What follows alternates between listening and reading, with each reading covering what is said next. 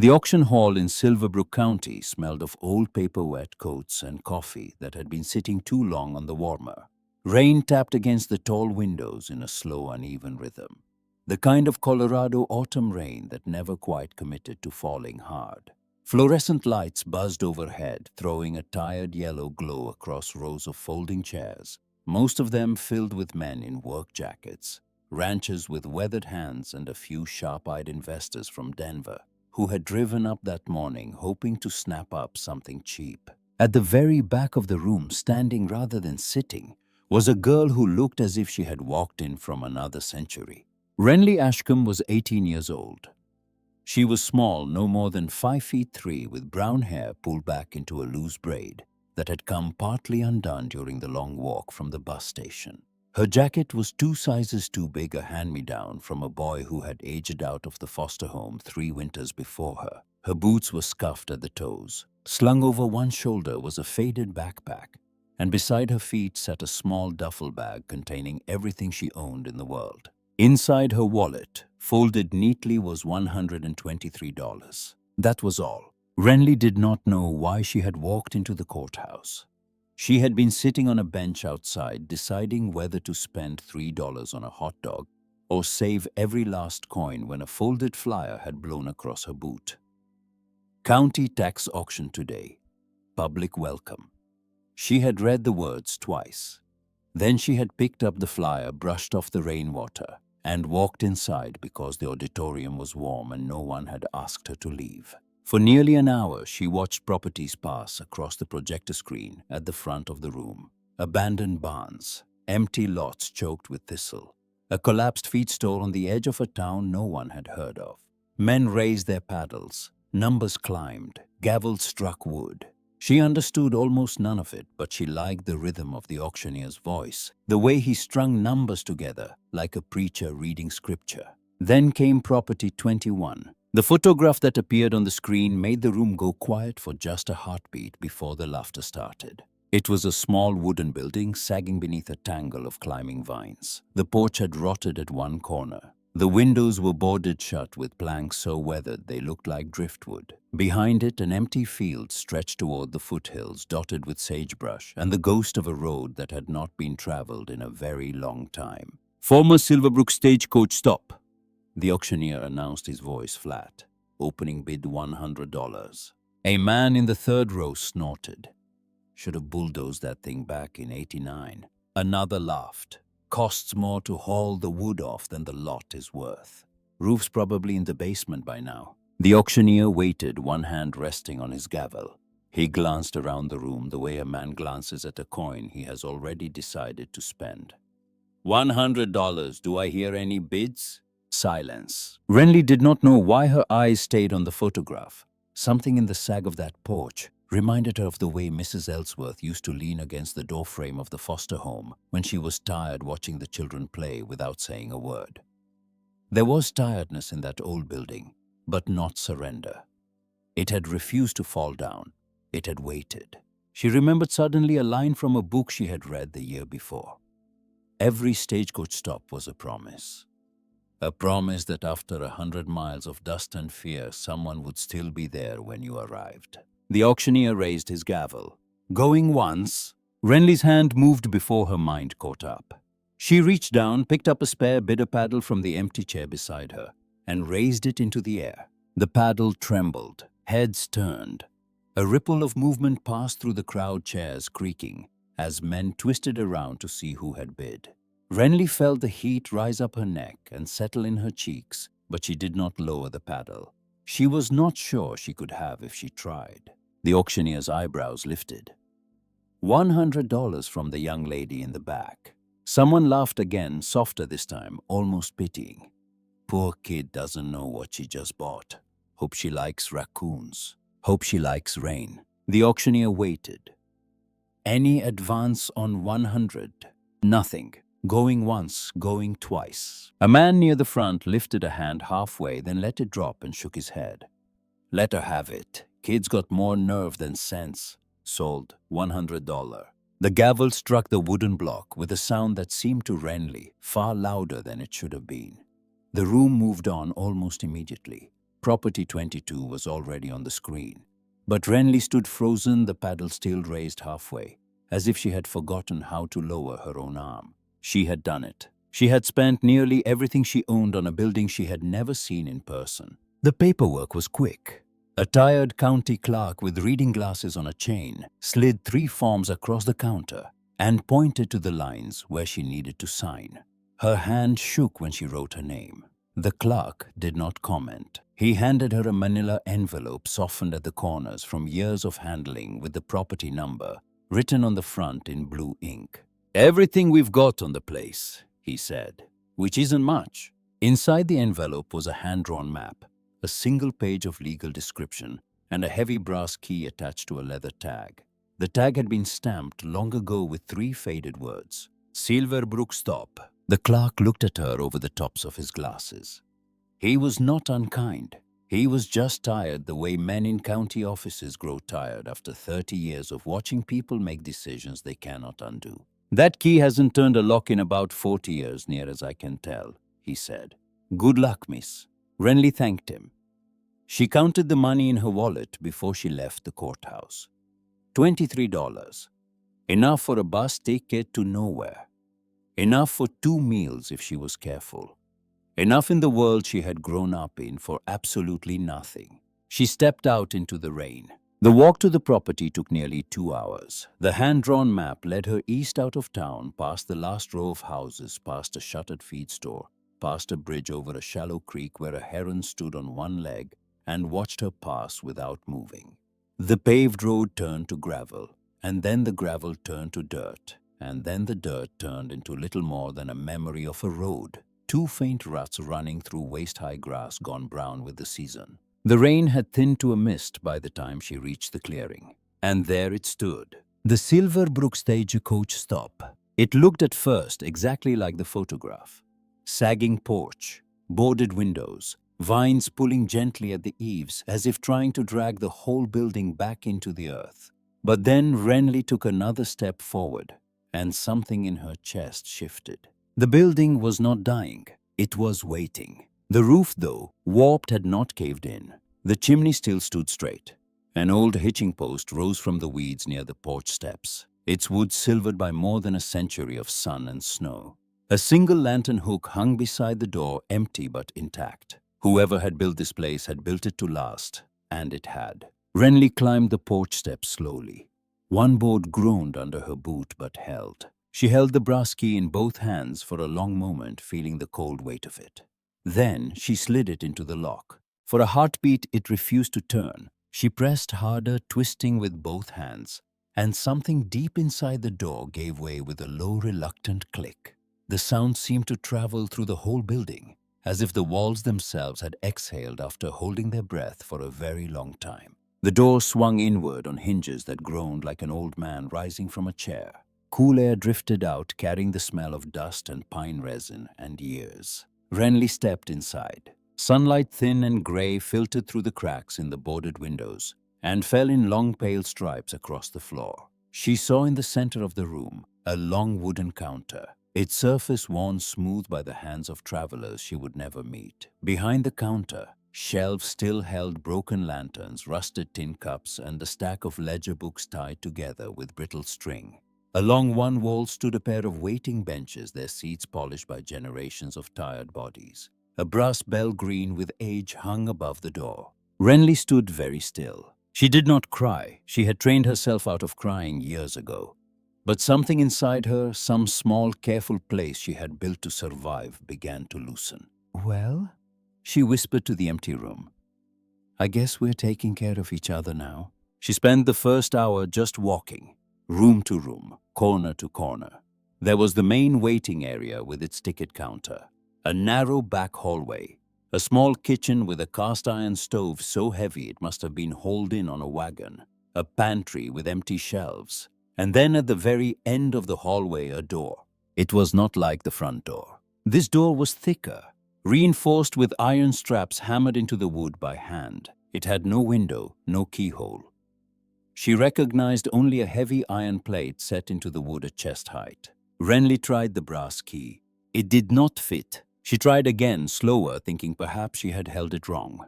The key slid partway into the plate, then stopped, refusing to go further. She stepped back and stared at the door. Somewhere inside this building, someone had installed a lock that the brass key could not open. And whoever they had been, they had done it a long, long time ago. She would have to come back to it. That first night, Renly unrolled her sleeping bag behind the ticket counter. It was the driest corner of the building, and it made her feel in some small way as if she were being watched over. She ate half of a granola bar for supper and drank water from a plastic bottle. Outside, the wind picked up and pushed against the walls, and the whole building creaked and settled around her like an old animal shifting in its sleep. She did not sleep well, but she did not sleep badly either. She slept the way a person sleeps when they have, for the first time in a long time, walked through a door that no one can tell them to leave. Morning came slowly, grey light seeping through the boarded windows. Renly woke to the sound of a meadowlark somewhere out in the field. She sat up, brushed dust from her jacket, and looked around at the building that was now somehow hers. She did not know how to fix a roof. She did not know how to replace a floorboard. She did not know how to do most of the things this building would eventually need. But she knew how to sweep. She knew how to lift. She knew how to work. And so she began. She found an old broom leaning in the pantry and swept the front room in slow, methodical sweeps. Leaves, broken glass, a dead bird, small and gray, that she carried outside and buried near the hitching post. She opened every window she could open, and where the boards refused to move, she left them alone. She wiped down the ticket counter with a rag from her duffel bag. She discovered under a layer of dust that the wood beneath was the color of old honey. Around mid-morning, she heard the crunch of tires on gravel. Renly froze, broom in hand. An old pickup truck rushed along the wheel wells, rolled slowly up the overgrown drive, and stopped near the porch. The door opened, and a tall, thin man in his late 70s stepped out. He wore a canvas coat, a wide-brimmed hat, and a camera on a leather strap around his neck. His hair, what was left of it, was white. His eyes were pale blue and very kind. He removed his hat when he saw her standing in the doorway. "Morning, miss," he said. "Didn't expect anyone to be here." Renly did not answer at first. She had learned over the years to be careful with strangers. But something in the man's posture, the way he held his hat against his chest, the way his eyes went past her to the building itself with a kind of reverence, told her he was not a threat. "I bought it yesterday," she said, "at the auction." The old man's eyebrows lifted. He looked at her for a long moment. Then he looked at the building. Then he looked back at her. "You're the one," he said quietly. "The one they've been talking about in town." "Are they laughing?" He smiled, and the smile had a sadness in it. "Some. But people laugh at what they don't understand. My name is Thaddeus Kirkland. I've been studying the old stagecoach routes in this county for the better part of 40 years. This place has been on my mind since I was a boy." He paused. "May I come inside?" Renly hesitated. Then she stepped back and let him in. Thaddeus Kirkland moved through the front room the way a man moves through a church he has not visited since his youth. He touched nothing at first. He only looked. His pale eyes traveled slowly across the ticket counter, the waiting benches, the brass bell above the door. When he finally spoke, his voice was low. "Remarkable," he said. "Most places like this were stripped clean 50 years ago. Copper wiring, brass fittings, anything that could be sold. But this one," he shook his head, "this one was left alone." "Was it important?" Renly asked. Thaddeus considered the question carefully. The way a man considers a question when he suspects the true answer is more complicated than the polite one. "The official history says no," he said at last. "Just a way station, meals, fresh horses, a bed for the night. The railroad came through in the 80s and the stagecoach lines shut down and everyone moved on. That's what the books say. But," he smiled faintly, "but history has a way of leaving certain buildings behind for a reason. And I've never quite understood why this one was allowed to stand when so many others were pulled down." Before he left, he handed Renly a small card with his home address written on the back in careful handwriting. "If you find anything unusual," he said, "and I mean anything. I would very much like to hear about it. Take care of the old place, miss. Not many would have given it a second chance." The truck rattled away down the dirt road. Renly watched until the dust settled. She turned back to the building and let out a slow breath. For the first time since leaving the foster home, she did not feel entirely alone. She spent the rest of the morning working on the wall behind the ticket counter. Layers of old paint had darkened almost to black with age and wood smoke. She scraped gently with the flat blade of a putty knife she had found in a rusted toolbox on the porch. The paint came away in curls, and then she stopped. Beneath the paint carved into the wood beam that ran horizontally along the wall were symbols. They were small, precisely spaced, deliberate. Not decoration, not names. Something that looked almost like route markings from an old surveyor's book, but different, repeated in a pattern. Renly copied every symbol she could see into her notebook. Her heart, though she did not yet understand why, was beating a little faster. She had not even finished copying them when she heard another vehicle on the road. This one did not rattle. A polished black SUV rolled to a stop beside the porch. It looked absurd there, gleaming and modern next to the weathered grey of the old station. The driver's door opened and a man in his early 40s stepped out. He wore a charcoal wool coat, a pressed shirt, no tie. He carried a slim leather portfolio under one arm. His face was smooth and pleasant in the way that certain faces are pleasant precisely because they have been practiced to be. "You must be the new owner," he said. His voice was warm, his smile was warmer. "Preston Vance." Renly did not offer her name. "Can I help you?" Preston Vance stepped up onto the porch without being invited. He did not enter the building, but he looked past her into it, the way a man looks at a piece of land he has already decided he wants. "I hope I can help you, actually," he said. "I own a good deal of property in this valley. I've been assembling a parcel for some time now. This little building has always been the last piece I needed." He turned his smile back to her. "I'll buy it from you today, cash. Twice what you paid right now, and you walk away with a real start." Renly looked at him. 24 hours ago, a room full of men had laughed at the idea of paying $100 for this building. 24 hours ago, no one in Silverbrook County had wanted it. And now, before she had even finished sweeping the front room, a stranger in a $5,000 coat was standing on her porch with cash. "I'm not selling," she said.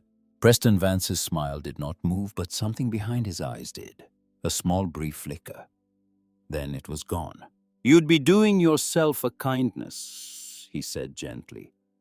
"Restoring a place like this costs more money than most people ever see.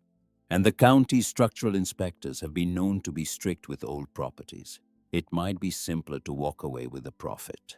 "I'm not selling," Renly said again. He nodded slowly as if he had expected the answer, but had thought it worth trying. "Well," he said, reaching into his coat and producing a business card.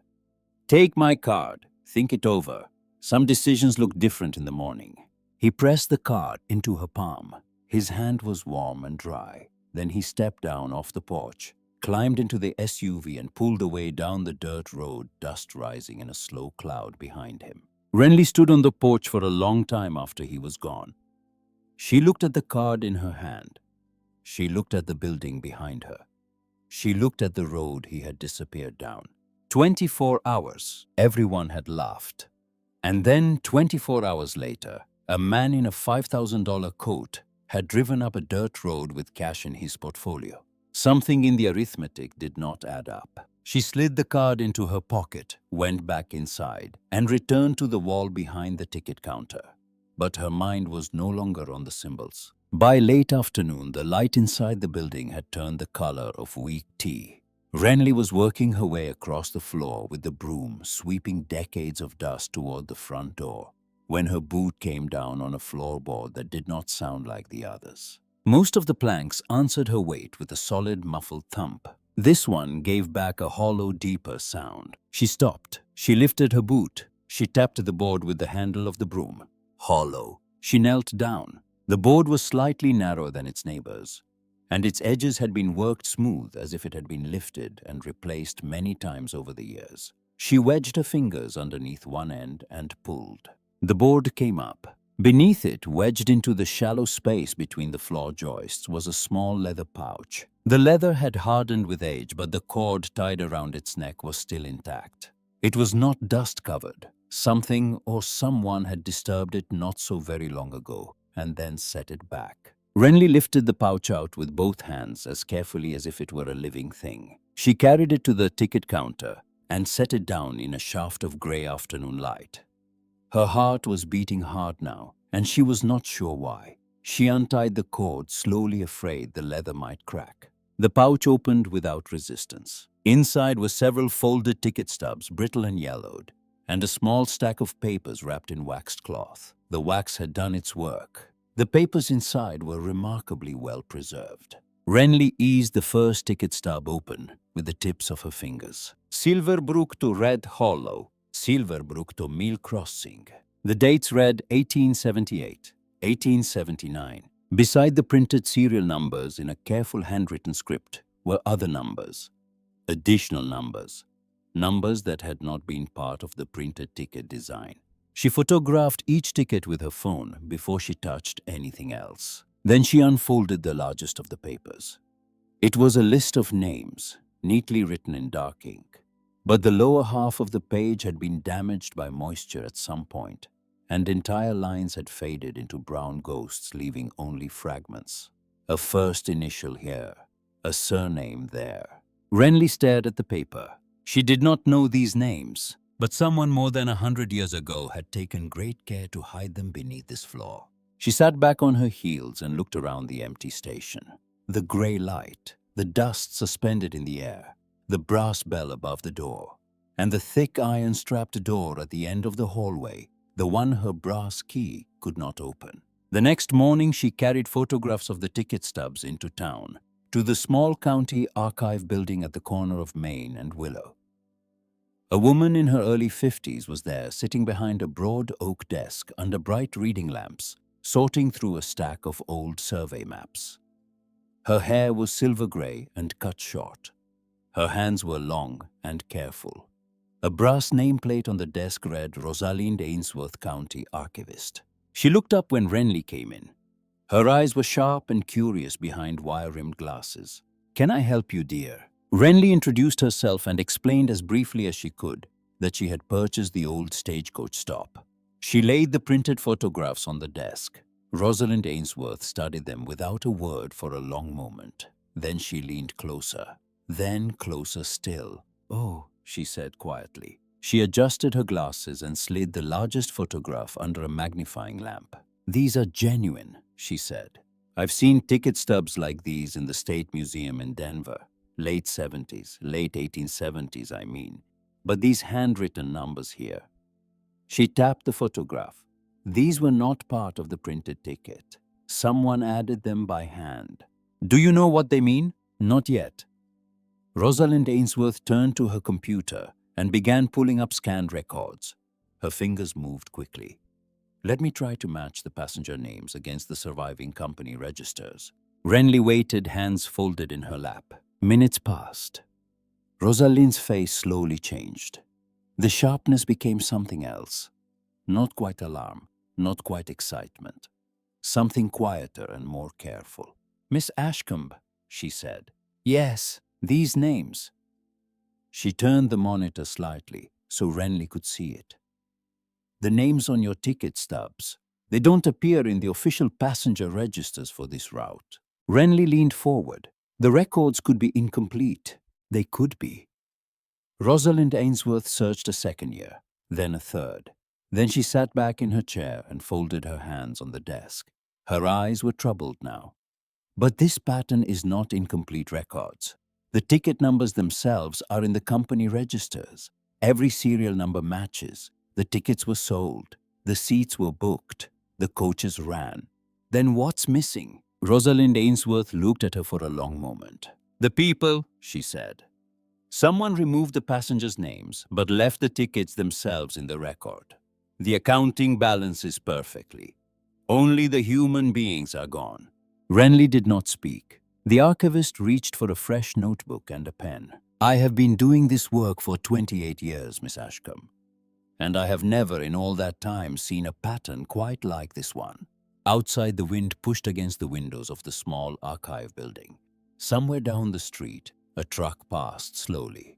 The magnifying lamp hummed softly over the photograph of the yellow ticket stub, with its careful hidden handwriting. Renly Ashcombe, 18 years old and until yesterday homeless, sat very still in the wooden chair. She thought of the sagging building at the end of the dirt road. She thought of the man in the charcoal coat who had arrived within 24 hours with cash in a leather portfolio. She thought of the thick iron-strapped door at the end of the hallway that her brass key could not open. And she understood in that moment that she had not merely bought a building, she had bought a secret. That evening back at the station, Renly walked slowly through every room with a fresh eye. She had a tape measure, now borrowed from a hardware store clerk who had felt sorry for her. She measured the length of the front room. She wrote the number in her notebook. She stepped outside and walked the length of the exterior wall. She wrote that number down too.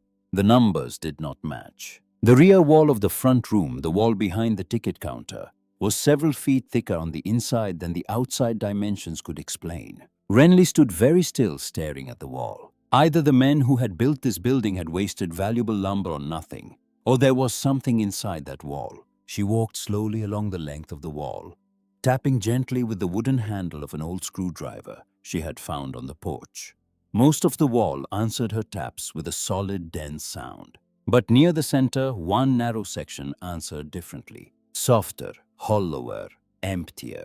Renly knelt down and examined the floor near that section. The dust lay undisturbed mostly, except for one faint mark, a drag mark, as if the sole of a boot had passed lightly across the dust and then someone had tried imperfectly to smooth it away. Not old, not 100 years old. Recent. Renly stood up slowly. She walked outside and around the back of the building. The grass behind the rear wall, waist-high and brown, had been pressed down in a narrow path. Someone had stood there. Recently. She looked back at the quiet stagecoach stop at its sagging porch and its silvered wood.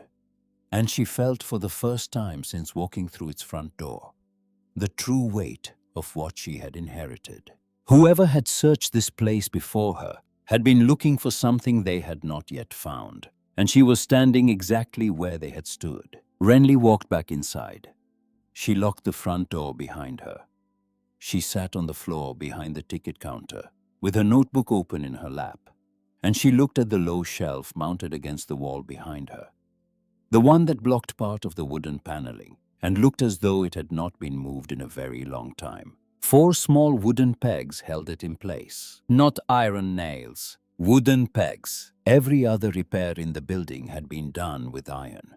Only this shelf had been assembled differently. Only this shelf. Renly took a pocket knife from her jacket. Her hands were steady now, though she did not feel steady inside. She slid the blade under the first peg and eased it out. Then the second, then the third, then the fourth. The shelf loosened but did not fall. She pressed her palm against its lower edge, and the entire section of paneling rotated silently outward on a hidden pivot, revealing a narrow doorway behind it. A cool breath of air drifted out. The air smelled of dust, of old timber, of pine resin, and of years. Renly reached for the flashlight in her backpack. She switched it on, and with a slow, careful step, she crossed the threshold into a room that had waited in the dark for almost 150 years. The beam of her flashlight moved across a wooden desk. A pair of small wire-rimmed spectacles folded neatly on top of it. A cast-iron stove in the corner with pieces of firewood stacked beside it, gone gray with age. Shelves lined with bound ledgers, hooks for coats and travel bags on the wall. And on the desk, leaning against the back wall beneath a layer of dust, a framed photograph. Renly stepped closer. She wiped the glass gently with her sleeve. A woman looked back at her from across a century and a half. She was standing beside a stagecoach in front of a building Renly recognized instantly. Her dress was simple. Her hair was pinned neatly beneath a small hat.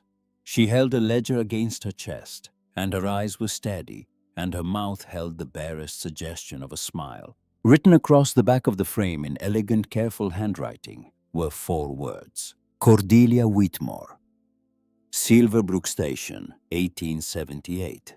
Renly sat down slowly on the edge of the desk. She looked at the woman in the photograph. At last she thought the forgotten station has a face. She turned the beam of her flashlight toward the desk. There, resting in the center of a green leather blotter, was a small leather-bound notebook. She opened it. Most of the pages contained routine entries, deliveries, weather, horse changes, passenger counts. But on nearly every page, sometimes once, sometimes twice, sometimes 3 times, one phrase appeared. Always in the same careful hand. Always underlined in dark ink, as if the writer had wanted to make sure that if anyone ever found this notebook, they would understand which words mattered most. The passenger list, the passenger list, the passenger list. Renly Ashcombe, 18 years old, sat alone in a hidden room in a forgotten stagecoach stop at the end of a dirt road in Silverbrook County, Colorado. And she read those 3 words over and over until the flashlight in her hand began to tremble. Outside, the wind moved through the tall grass, and somewhere in the dark beyond the porch, the last light of the day slid down behind the foothills. The building had waited 147 years for someone to open this room. And now at last it had. Renly did not sleep that first night after finding the hidden room. She sat cross-legged on the floor of the main waiting area, the leather-bound notebook open in her lap, a small camping lantern casting a warm circle of light around her.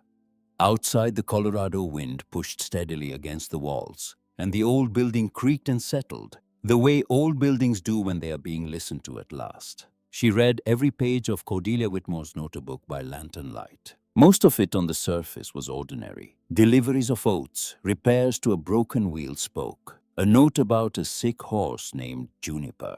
But scattered throughout, tucked between the ordinary entries, were phrases that did not belong to a woman who was simply running a way station. Transferred separately, names withheld at request. Do not include on the company copy, safe as of the 15th. And again underlined in the same dark ink the phrase that had become a heartbeat inside the notebook itself. The passenger list. Renly closed the notebook slowly and rested her palm on its cover.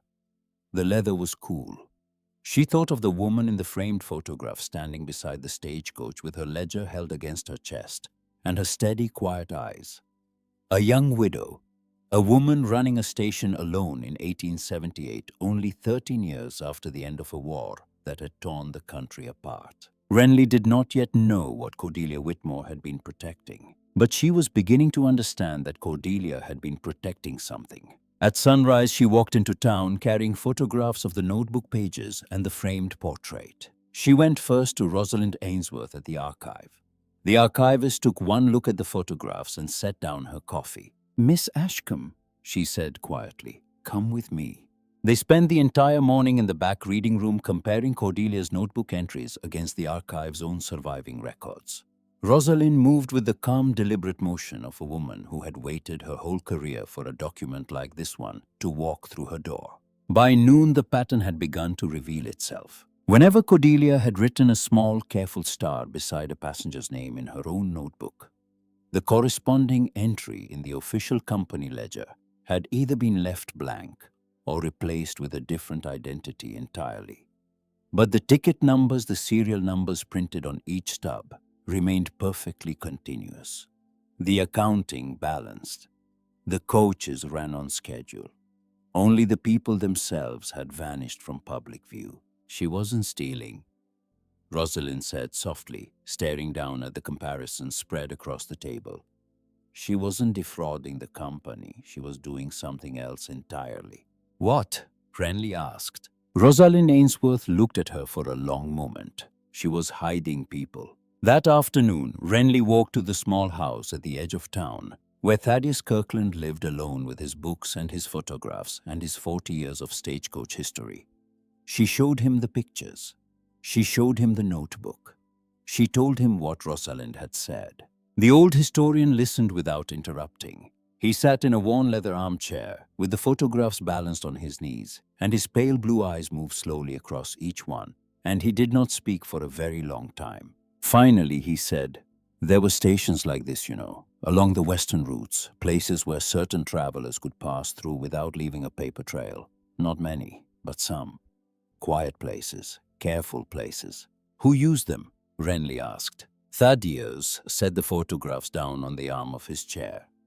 He looked past her into the late afternoon light coming through his front window, and his face was the face of a man remembering something he had once been told long ago by someone older than himself. The years after the war were not gentle years, Miss Ashcombe, he said. The war ended in 1865, but the trouble did not end with it. Not for everyone. There were families who had been freed by the emancipation, but who were still being pursued by men who did not consider them free.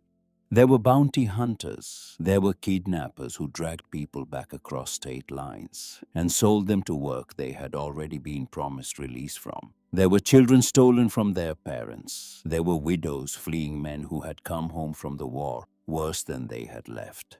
There were orphans with nowhere to go and no one to name them. He paused. He folded his hands together in his lap. For all of them, he said, the Stagecoach was the only road west, and every stop along that road was a place where their name could be written down and their trail could be followed.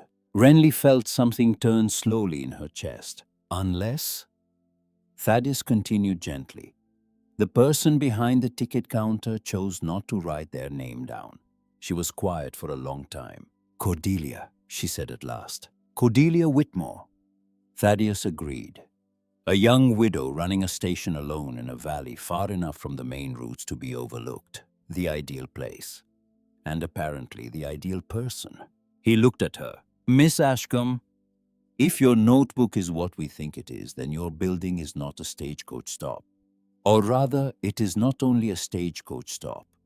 It is a shelter. It is a way through. It is one of the last stations on the road west for people whose names, if they had been written into any public record, would have gotten them killed. Renly did not answer.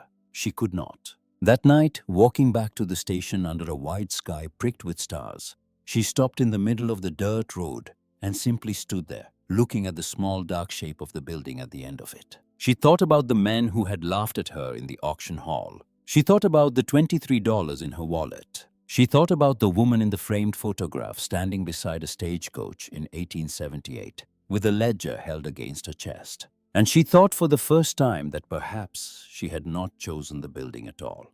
Perhaps the building had chosen her.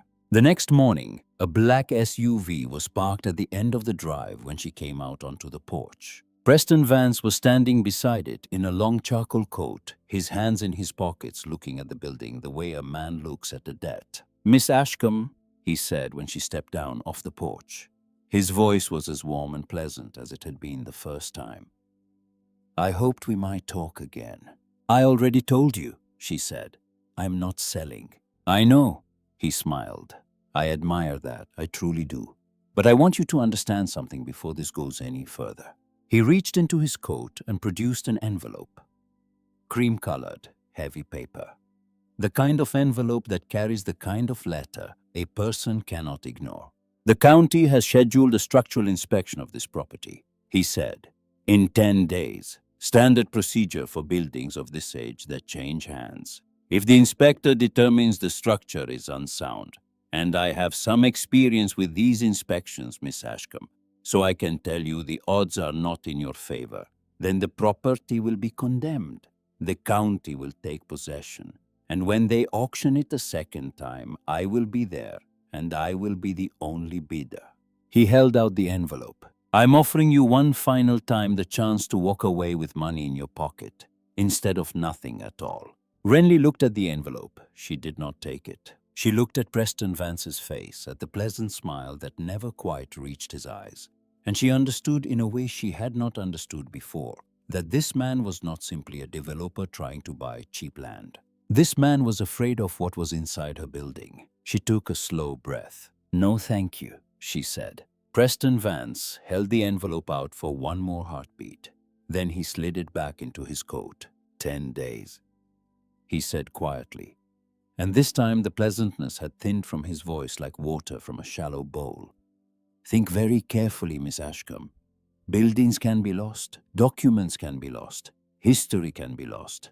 You would be surprised how quickly. He climbed into the SUV, Renly did not move from the porch until the dust of his tires had settled completely. 10 days. She went back inside, sat down at the ticket counter with the notebook open in front of her, and made a list.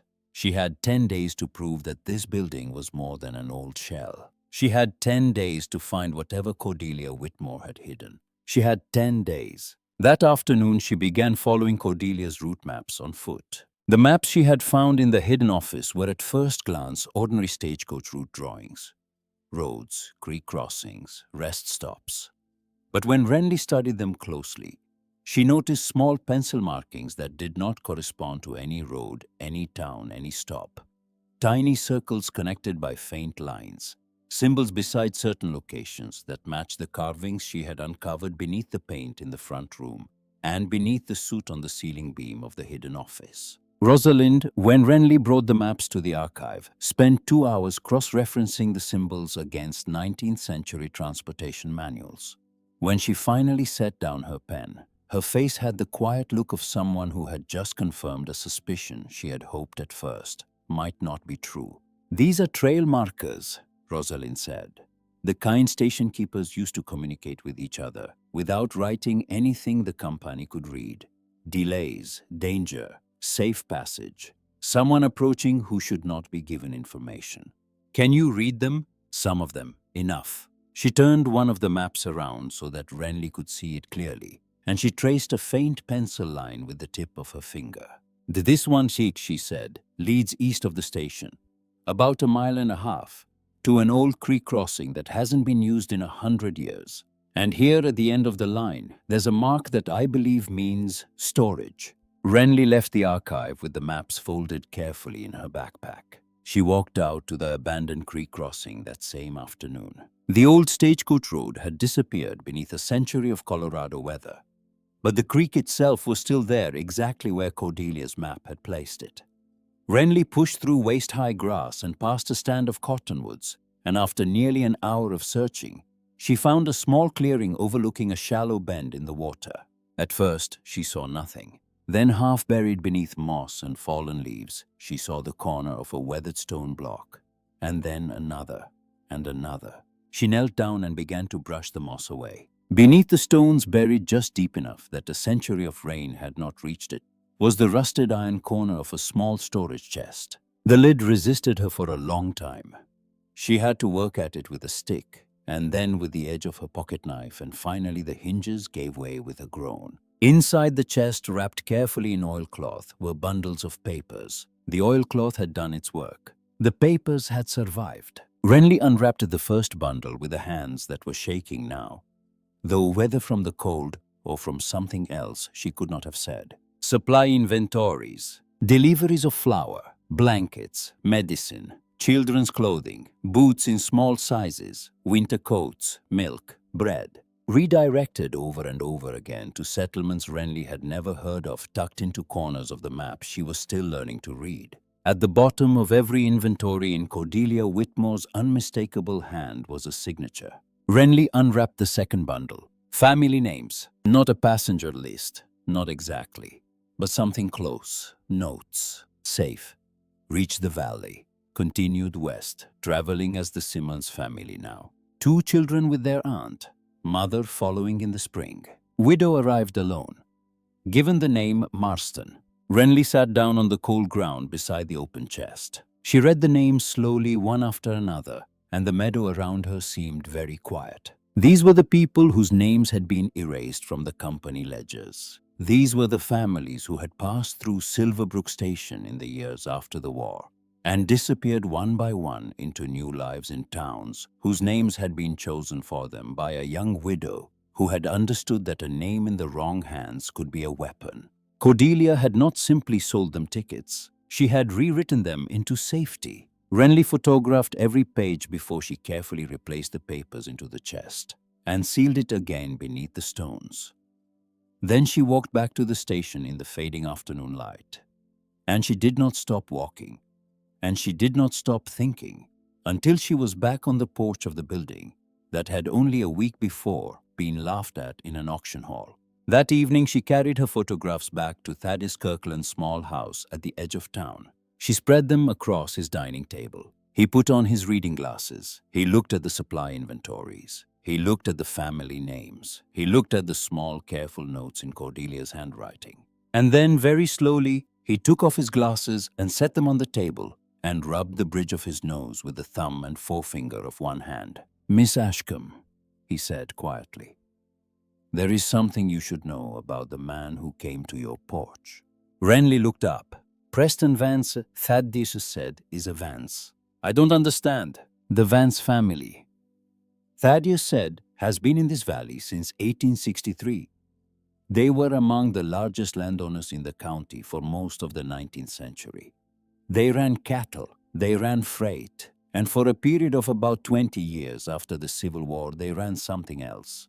He paused. He looked at her the way a man looks at a young person who is about to be told something ugly about the world. They were, among other things, a family that hired men to recover what they called lost property, which in the years after the war meant human beings, freed families, escaped children, widows who had run from husbands they were not by law permitted to leave. Renly's hand went slowly to her mouth. "The Vance men were the men," Thaddeus said, "whom Cordelia Whitmore was hiding people from."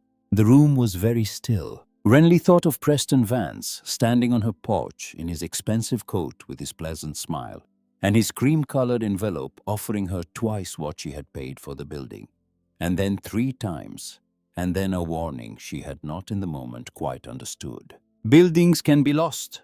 Documents can be lost. History can be lost. He had not been threatening the building. He had been threatening the truth about his own family. "He knows," Renly said. "He knows what's in there." "He suspects," Thaddeus corrected gently. "He does not know exactly. If he knew exactly, he would not need to buy the building. He would have already found what he wanted and destroyed it. What he knows is that his family history has a shadow in it, and that the shadow has a name, and that the name is Silverbrook Station." Renly sat quietly at Thaddeus Kirkland's dining table for a long time. Then she folded the photographs carefully and put them back into her bag. 10 days, she said. Thaddeus nodded slowly. 10 days, Tetas, he said. "I will help you however I can, Miss Ashcombe. But this is your building, and I think more and more that it was always meant to be found by someone like you." She walked back to the station through a cold Colorado dusk. Word had traveled in Silverbrook in the way that word travels in small towns. By the time Renly reached the porch of the station, an old pickup truck was parked beside it, and an elderly man in a Korea veteran's cap was standing beside the hitching post with his hat held against his chest. He was in his 80s at least. His hands were the size and shape of tools. His eyes were watery but very steady. "Miss Ashcombe," he said. "Yes, sir. My name is Everett Prather. My grandmother lived in this valley her whole life. She told me a story once when I was a small boy. She said there was a woman at the old Silverbrook stop who used to give bread to children who came through without money. My grandmother didn't remember much, but she remembered that." He paused. "I heard in town that you're trying to save this place." "I'm trying, sir." He nodded slowly. He looked at the sagging porch, at the silvered wood, at the brass bell above the door. "If you need hands," he said, "you tell me. I've still got 2 of them. My son has a truck. My grandson knows carpentry. You are not alone out here, young lady." Renly did not trust herself to speak. She nodded. Everett Prather placed his hat back on his head. He walked slowly to his truck. He drove away down the dirt road, and the tail lights faded slowly into the dark. Renly stood on the porch for a long time after he was gone. She had come to Silverbrook 1 week before, with $123 and no home and no name that anyone in this valley knew. And now an old man had come out to her porch to tell her that she was not alone. She went inside. She sat down at the ticket counter, and she opened once again the maps that Cordelia Whitmore had drawn 147 years before. Late that night, with the lantern low, she noticed something she had not noticed before. One corner of the largest route map felt thicker beneath her fingertips than the rest of the paper. She held the map up to the lantern light. She could see faintly that the corner had been folded and glued together, one layer of paper pressed against another, so long ago that the seam was almost invisible. Renly took a pocket knife. She worked the blade into the seam with the patience of a girl who had spent her whole life learning to be patient with small, careful things. The two layers came apart. Between them, folded once, was a scrap of paper no larger than her thumbnail. She unfolded it. Cordelia Whitmore's handwriting looked up at her from across the years. "The passenger list is not here. Search the station." Renly stared at the words for a long time. She had followed Cordelia's maps all the way to a hidden supply chest at an abandoned creek crossing. She had found supply inventories and family names and letters of gratitude and coded route markers and a photograph and a notebook. But not the least, not the true, complete, unaltered passenger list, because it had never left the station. Cordelia had scattered the evidence outward into the countryside, into the maps, into the supplies, into the notebook. But the one document that could restore every hidden name, the one document that could stand up in an archive against the altered company ledgers, the one document that could make Preston Vance's family history impossible to bury any longer, that document had never been carried anywhere. It had always been inside the building. Renly set the scrap of paper down on the ticket counter. She looked slowly around the front room, at the waiting benches, at the brass bell, at the counter itself, at the shelves behind it. Every journey through this station had begun in one place, the ticket counter, the place where every traveler had stood, and every ticket had been sold, and every name had been written or not written by the woman in the photograph. Renly Ashcombe placed her palm on the smooth honey-colored wood of the counter that had been polished by more than a century of tired hands. Outside, the Colorado wind moved through the tall grass. Inside, the lantern flame trembled once and then steadied. 9 days remained. Renly did not sleep that night either. She sat at the ticket counter with the small scrap of paper laid flat in the circle of lantern light. And she read Cordelia Whitmore's words until she could see them with her eyes closed. "The passenger list is not here. Search the station." She thought about the way Cordelia had built every hidden thing in this building. The revolving shelf behind the counter, the pegged wooden support that held it in place, the frame of the desk in the hidden office. Every concealment had been made with the same craftsman's hand. Wooden pegs, not iron nails, careful joinery, patience. If there was one more hidden place in this building, it would look like all the others. At sunrise, she began. She measured the front room again. She measured the ticket counter from end to end. She measured the space beneath the counter, and the space behind it, and the small gap between the counter and the floor. She wrote every number in her notebook. She compared them to the outside dimensions of the building. By late morning, she had found it. The ticket counter itself was slightly deeper than the wall behind it needed it to be. Not much, perhaps 10 inches. Little enough that no one who had ever leaned across the counter to buy a ticket would have noticed anything unusual. Little enough that a man like Preston Vance, standing on the porch with his cream-colored envelope, would never have thought to measure. But 10 inches was enough. 10 inches was more than enough. Renly knelt down beside the counter and ran her fingers along the wooden frame beneath it. Most of the beams were joined with iron brackets, the kind of hardware that had been added in later decades when the station was still in use. But one section, a narrow support beam running along the underside of the counter near its center, was different. 4 small wooden pegs, not iron, not nails, pegs. Renly closed her eyes for a moment. "Cordelia," she said quietly to the empty room. "I hear you." She took a pocket knife from her jacket. The first peg came out slowly, resisting her. At first, the way old wood always resists the first person to touch it in 147 years. The second came a little easier. The third, the fourth. The support beam loosened. It did not fall. Renly pressed her palm gently against its lower edge, and the entire section slid free, revealing a shallow compartment tucked behind the wood of the counter itself. No more than a foot deep, no more than 2 feet wide. Inside the compartment, resting on a small wooden shelf, was a box. The box was made of walnut. It had been sealed on all sides with waxed canvas, the same waxed canvas that had preserved the ticket stubs beneath the floorboard, the same waxed canvas that had preserved the supply inventories in the iron chest by the creek. The wax had done its work faithfully. The wood beneath was unmarked. A leather strap held the lid in place. Attached to the strap was a small handwritten tag. For every traveler.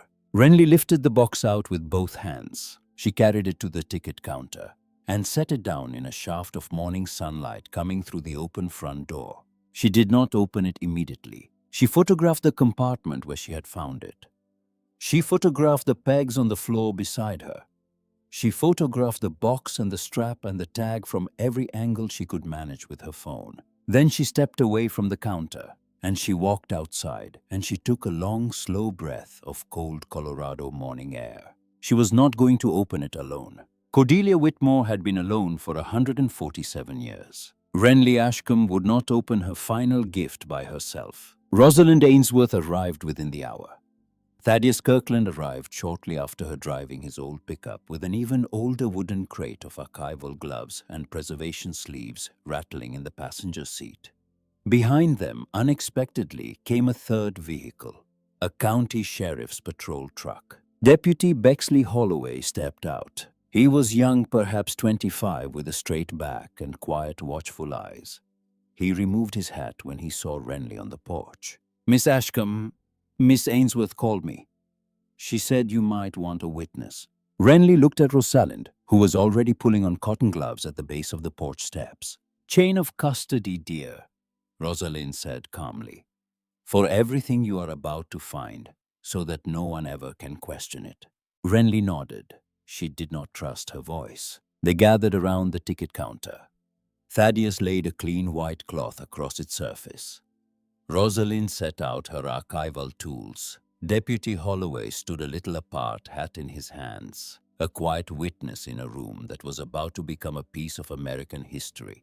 Rosalind untied the leather strap with careful gloved fingers. The waxed canvas peeled away from the walnut box without tearing. The lid opened easily. Inside, wrapped in a single layer of linen, was a leather-bound register. Rosalind lifted it out with both hands. The cover had been preserved almost perfectly by the layers of canvas and wax. The leather was dark. The corners were reinforced with brass, and embossed across the front in faded gold letters that still caught the morning light were 3 words: Silverbrook passengers. No one spoke. Beneath the register at the bottom of the box was a single folded note in Cordelia Whitmore's handwriting. Rosalind lifted it out gently and unfolded it. She read aloud, "Names matter. Protect them until the truth can protect them instead." Thaddeus Kirkland turned his face toward the open front door, and Renly saw for just a moment the wetness at the corner of his eye before he blinked it away. Deputy Holloway stood very still, holding his hat against his chest. Rosalind Ainsworth placed her hand gently on the cover of the register. "Miss Ashcombe," she said softly, "it is your building. It is your discovery.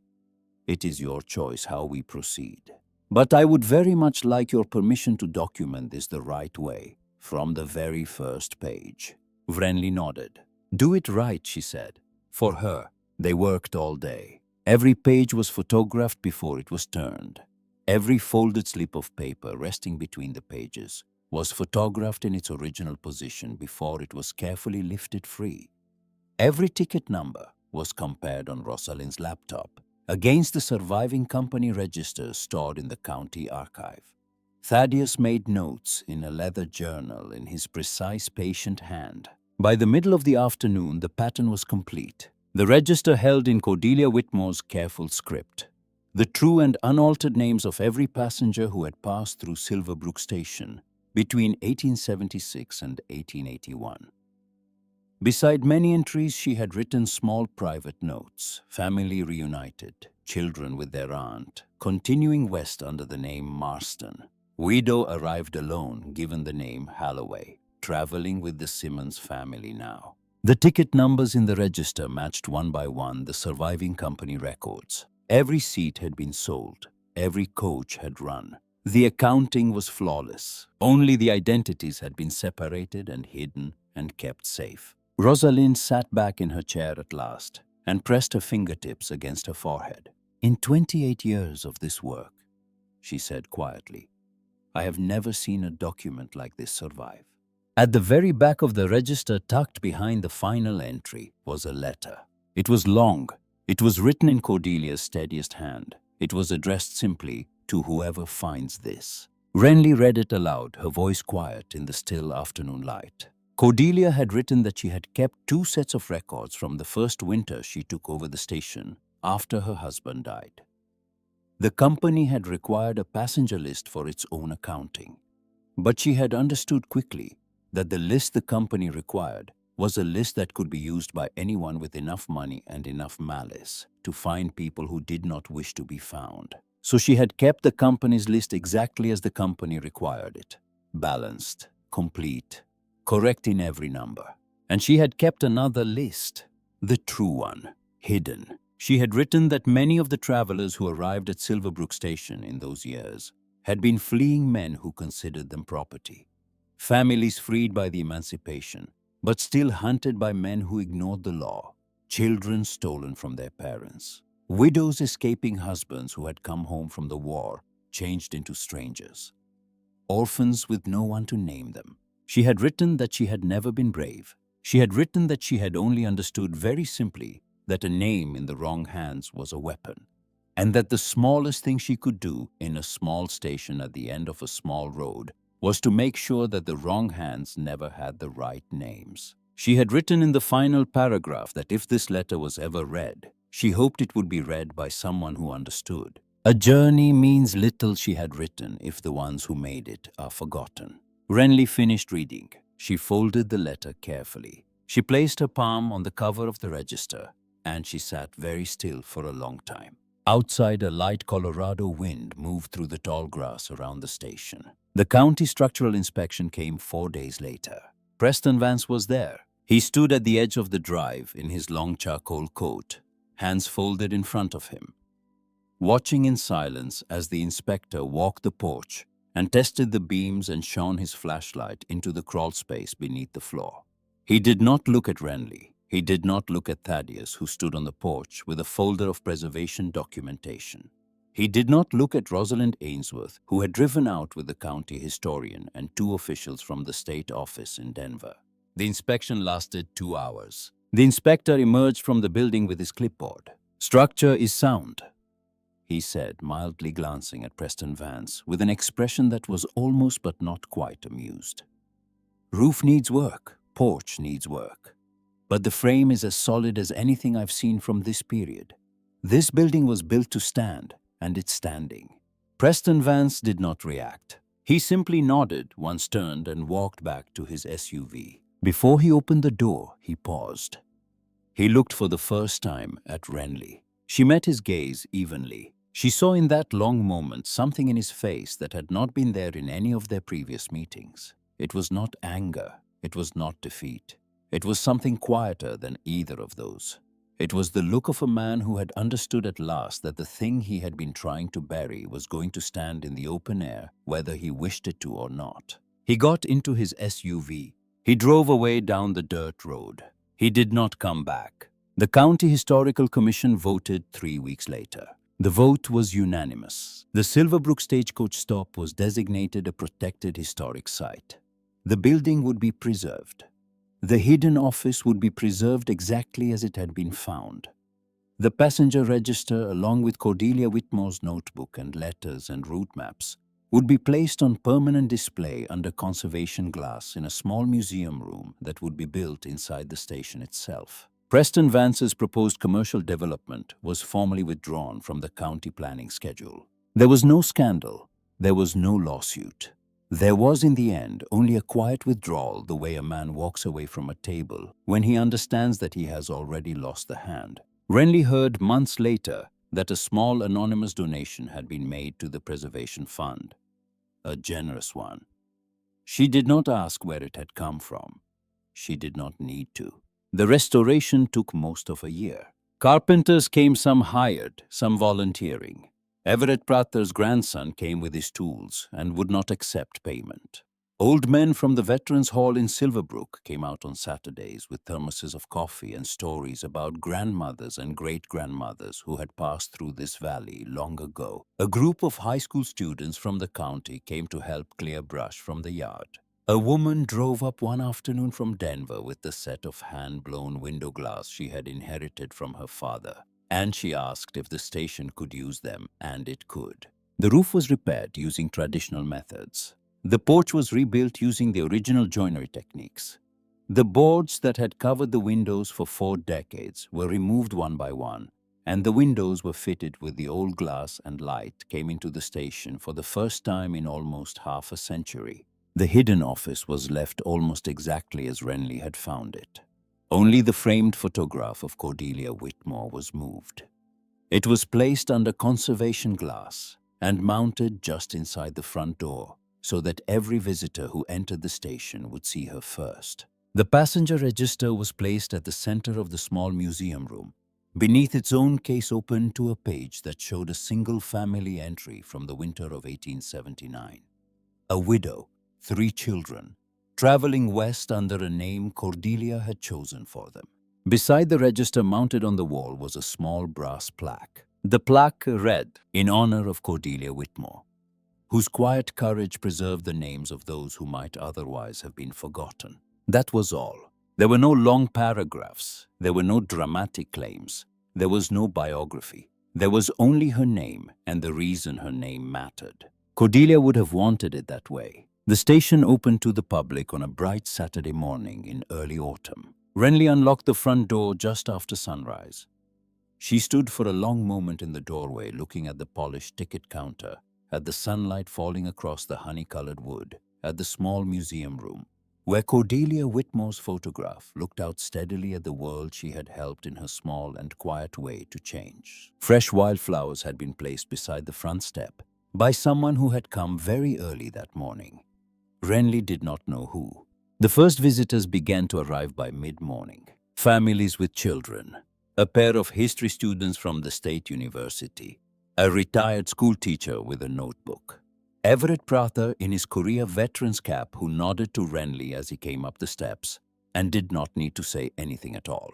And then near noon, an old woman. She came up the porch steps slowly, one hand on a wooden cane, the other on the arm of a younger woman who was unmistakably her granddaughter. Her hair was white. Her back was slightly bent. Her eyes, when she looked at Renly, were dark and clear and very old. "Are you the young lady?" she asked quietly. "Who found the list?" "Yes, ma'am." The old woman nodded once. She let go of her granddaughter's arm. She walked slowly and carefully to the case where the passenger register lay beneath its glass. She stood there for a long time. Her granddaughter stood a respectful distance behind her. Renly did not approach. She stayed at the front counter and waited because she understood without being told that this was a moment that belonged to the old woman and to no one else. At last the old woman lifted her hand. She pressed her fingertips gently against the glass above one entry near the middle of the open page. She stood there with her hand on the glass and she did not move. Her granddaughter came forward and placed a gentle hand on her shoulder. The old woman turned her face slowly toward Renly. Her eyes were wet. "My great-grandmother," she said. "She came through this station in the winter of 1879. My family has known her true name for 4 generations. But no book, no record, no history ever wrote it down, until now." She looked back at the register. She pressed her palm flat against the glass above the entry. "Our family always knew," she said quietly. "Now America knows too." She reached into a small cloth bag her granddaughter had been carrying. She drew out a single sprig of dried sage tied with a length of cotton thread. She placed it carefully in front of the brass plaque that bore Cordelia Whitmore's name. "Thank you," she whispered. "Thank you, Miss Whitmore. Thank you." She stayed a long time. When she left, she took Renly's hand in both of hers at the door. Her hands were thin and cool and very strong. "You gave her back her name," the old woman said. "You gave her back to us." Then she was gone, walking slowly down the porch steps on her granddaughter's arm into the bright autumn light. Renly stood in the open doorway for a long time after that. She did not cry. She had trained herself long ago out of crying. But she stood in the doorway of the old Silverbrook Stagecoach stop, and she felt something she had not felt in all the years of her life before this one. She felt herself at last standing in the exact place where she was meant to be standing. A year passed. Renly Ashcombe turned 19. She had learned over the course of that year how to repair a floorboard and how to restore a hinge, and how to greet a stranger on a porch. She had learned how to work with the County Historical Commission. She had learned how to read a document in the light of a lantern. She had learned slowly how to sleep in a place that no one could ask her to leave. She lived in a small apartment now in a converted barn on the edge of Everett Prather's property. Everett had offered it to her gruffly the winter after the station opened. He had said it needed someone in it, and she was someone. That had been enough for both of them. She worked at the station every day. She swept the porch in the morning. She unlocked the front door for the visitors. She stood behind the counter and answered questions and told the story of Cordelia Whitmore to anyone who wanted to hear it. Deputy Bexley Holloway came by often, sometimes on official business, more often not. He brought coffee on cold mornings. He brought her a small potted geranium in the spring, which she placed on the front porch and which bloomed all summer beside the door. Rosalind Ainsworth still stopped in every few weeks to check on the register, to update her notes, to sit with Renly for a while at the ticket counter and talk quietly about the work. Thaddeus Kirkland came less often. He was older now. The winter had been hard on him.